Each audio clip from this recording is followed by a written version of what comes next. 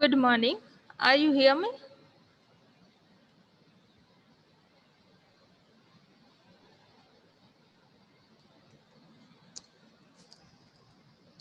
Please type in chat box yes or no.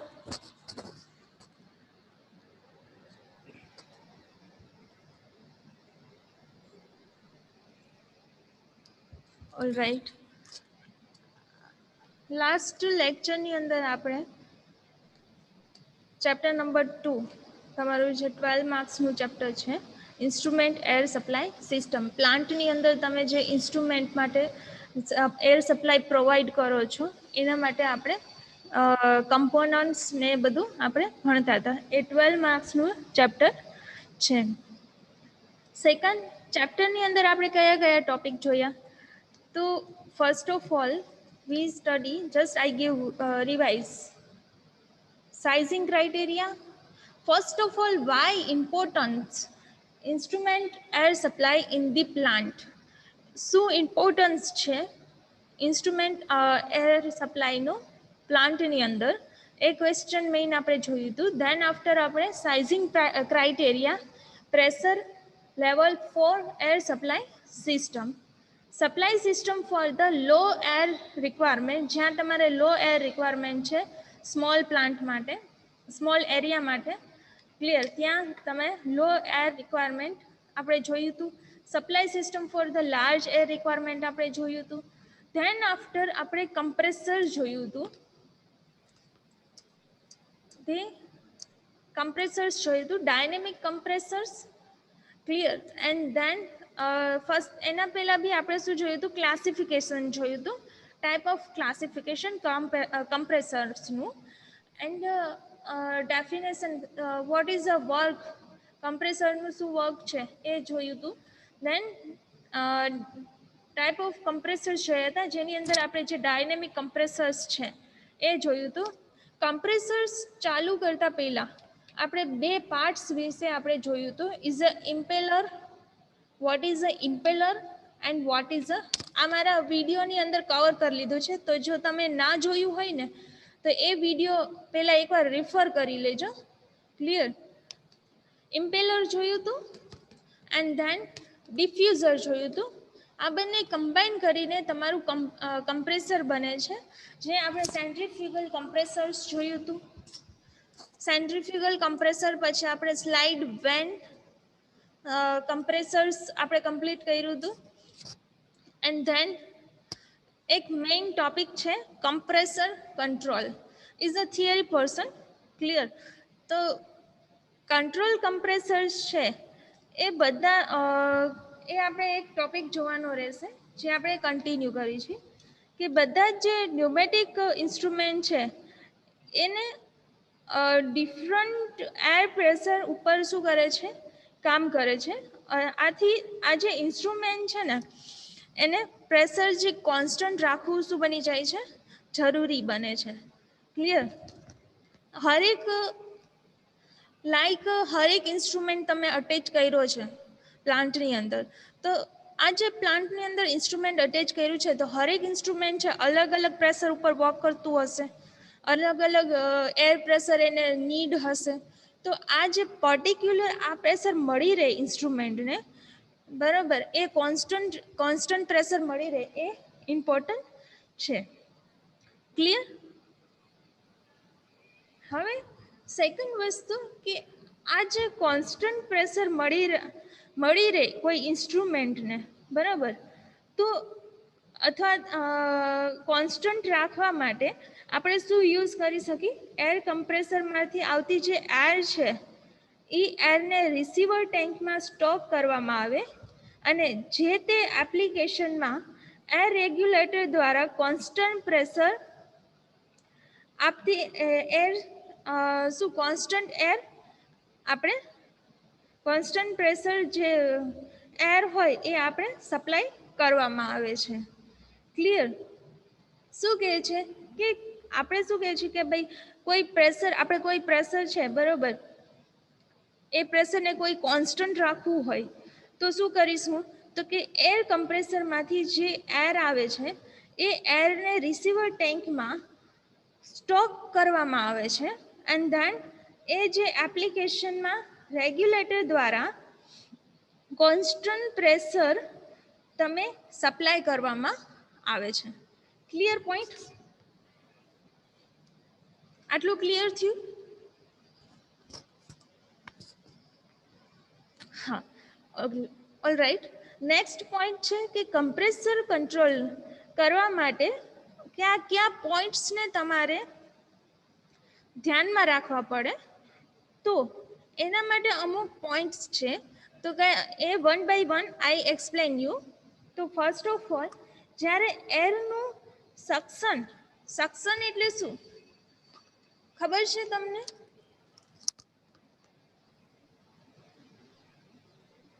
All right, કોઈ વાંધો નહીં, હું તમને બતાવી દઉં આની અંદર જ.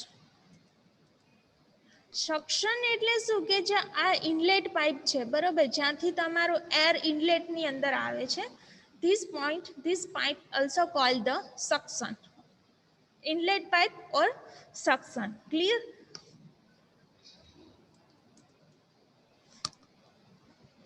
સેકન્ડ, જ્યારે એરનું સક્શન અને કમ્પ્રેસ થતું હોય ત્યારે ઇનલેટ વાલ્વ છે એને હંમેશા કેવો રાખવો જોઈએ? ઓપન રાખવો જોઈએ. અને ત્યારે સિલિન્ડરમાં કોઈ પણ જે આપણે કેમ એરની સિલિન્ડરમાં શું કરી છે? સ્ટોર કરી છે. તો જે સિલિન્ડર છે એમાં કોઈ જાતની કમ્પ્રેસ્ડ એર હોવી જોઈએ નહીં. જ્યારે આ પ્રોસેસ થતી હોય, સક્શન અને કમ્પ્રેસ થતું હોય, ત્યારે ઇનલેટ વાલ્વ છે એ શું કરવો જોઈએ? ઇનલેટ વાલ્વ એટલે આજે તમારું સક્શન, બરાબર, અહીં જે ઇનલેટ વાલ્વ છે બરાબર, એ હંમેશા કેવો હોવો જોઈએ? ઓપન. બરાબર. આ શું છે? Discharge side. ડિસ્ચાર્જ એટલે તમારી જે એર કમ્પ્રેસ થઈને જે આઉટપુટમાં તમને મળે છે, this is a discharge side and this is a compress. બરાબર. અને ઇમ્પેલર મેં તમને કીધું હતું ને, this is a impeller and this outer side is called the શું છે? ડિફ્યુઝર. ક્લિયર? તો અને સિલિન્ડર, સેકન્ડ પોઈન્ટ શું કીધી છે કે તમારા જે સિલિન્ડર છે એમાં કોઈ પણ કમ્પ્રેસ્ડ એર હોવી જોઈએ નહીં. Clear?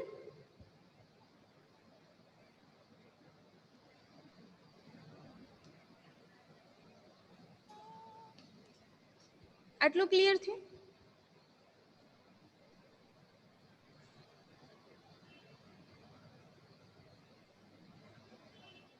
Second point, okay, second point કે જ્યારે તમે રોટરી કમ્પ્રેસરમાં એર આપતા હોય એના પહેલાં જે ઇનલેટ લાઇનનો વાલ્વ છે એ કેવો હોવો જોઈએ? પૂરેપૂરો ક્લોઝડ હોવો જોઈએ. ક્લિયર? રોટરી કમ્પ્રેસર સમજાય છે?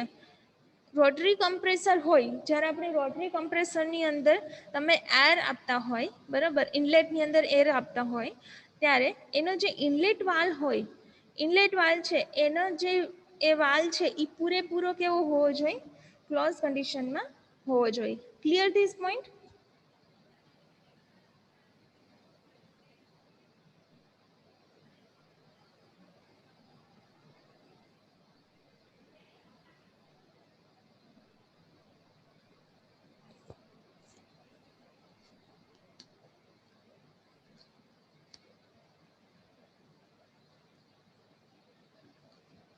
Okay.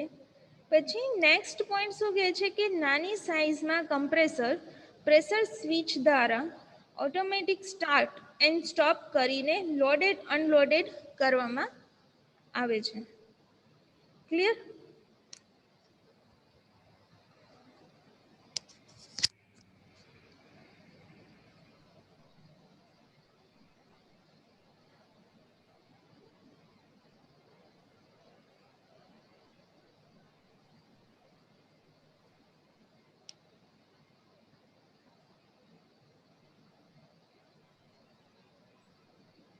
Alright.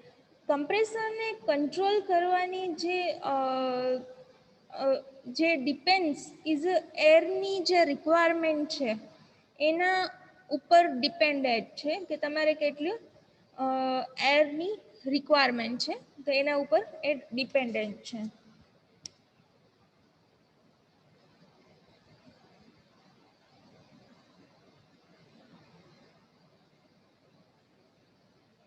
Clear?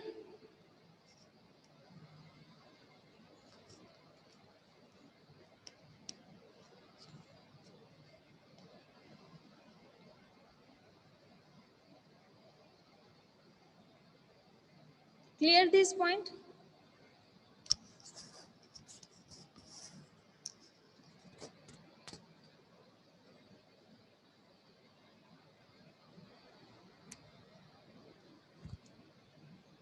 All right. કોઈ પણ કમ્પ્રેસરમાં રિસીવરની જે ટેન્કની અંદરનું જે પ્રેશર છે તમે સેટ પોઈન્ટના 40%થી ઓછું થાય એટલે કમ્પ્રેસર કેવું થવું જોઈએ? ઓન થવું જોઈએ. એટલે કે એ લોડિંગ થવું જોઈએ, થવાનું શરૂ થવું જોઈએ અને સેટ પોઈન્ટ સુધી પહોંચે નહીં. જે એનું સેટ પોઈન્ટ હોય એ સુધી પહોંચે નહીં ત્યાં સુધી શું થવું જોઈએ? લોડિંગ થવું જોઈએ. અને જેવું જ એ સેટ પોઈન્ટ સુધી પહોંચી જાય, બરાબર, અને એ સેટ પોઈન્ટ સુધી પહોંચી ગયા પછી એ જે લોડિંગ થવાનું છે એ બંધ થઈ જવું જોઈએ. Clear?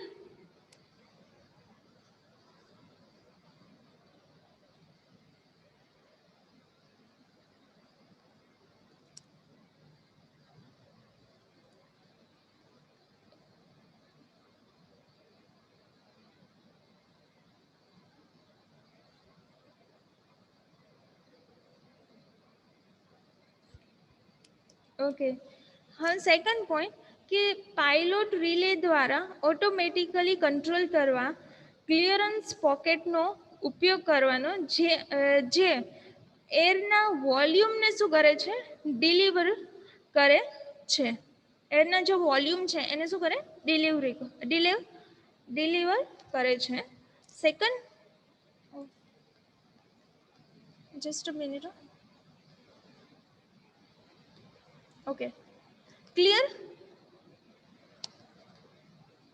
And than this is a ઘણા બધા કમ્પ્રેસરમાં પાયલોટ રિલે છે એના દ્વારા વોલ્યુમ જે વોલ્યુમના જે ચેન્જ પ્રમાણે કમ્પ્રેસરની જે સાઇઝ છે એ વેરી થતી હોય છે અને જે કમ્પ્રેસરનો આઉટપુટ એ એર વોલ્યુમ સાથે પણ કમ્પ્રેસરની સ્પીડ વેરી શું થાય છે? કમ્પ્રેસરની સ્પીડ પર શું થાય છે? એ વેરી થતી હોય છે. આ પદ્ધતિ, આ જે પ્રોસિજર છે, બરાબર, આ જે પદ્ધતિ છે એની અંદર રેસિપ્રોકેટિંગ કમ્પ્રેસર છે એ રેસિપ્રોકેટિંગ કમ્પ્રેસર છે એ યુઝ કરવામાં આવે છે. ક્લિયર?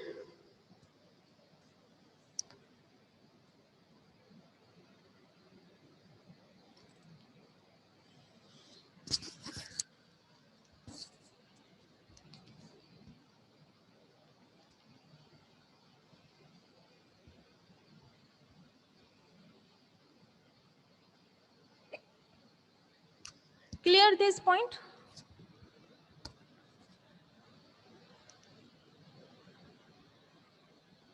All right. નેક્સ્ટ આપણે લેક્ચરની અંદર કમ્પ્રેસર આપણે કમ્પ્લીટ કર્યું. નેક્સ્ટ આપણે હીટેડ આપણે ડ્રાયર્સ જોવાના રહેશે. ડ્રાયર્સ ચેપ્ટરનો લાસ્ટ ટોપિક છે. ડ્રાયર્સના અમુક ક્લાસિફિકેશન છે, જે ક્લાસિફિકેશન જોવાના બંને classification and then complete your chapter. Clear? હવે તમારે ખાલી 2 જ ક્વેશ્ચન તમારે જોવાના રહેશે.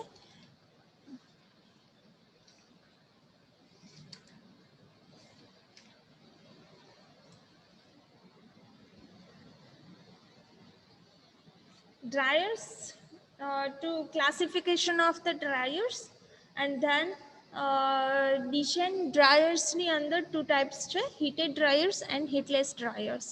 તો આ જે ટોપિક્સ છે એ તમારા નેક્સ્ટ લેક્ચરની અંદર આપણે કવર કરી લેશી. તો આપણે તો તમારું સેકન્ડ ચેપ્ટર છે એ ત્યાં કમ્પ્લીટ થઈ જશે. ધેન આપણે નેક્સ્ટ ચેપ્ટર આપણે શરૂ કરશી. Have a nice day.